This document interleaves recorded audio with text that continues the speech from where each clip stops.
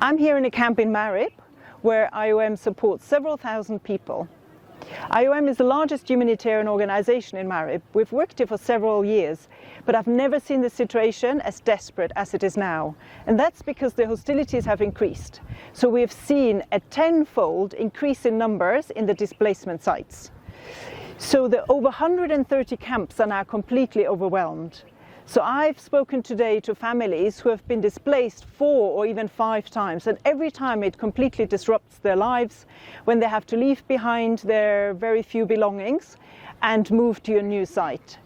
And it's particularly difficult for the women because some of them have lost their husbands, some of their husbands are working far away. It's very difficult for them to move around freely and to care for their families.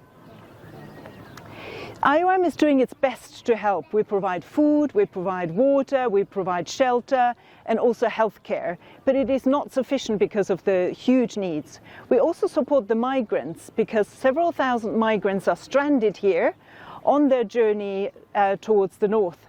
So they're very vulnerable because they're not Yemenis. So we also support them with food and water and healthcare. But our biggest problem is that we don't have sufficient funding.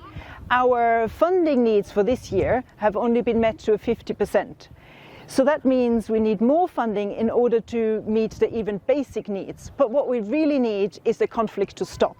We need the hostilities to end so that displaced people can go back to their homes and return to their normal lives.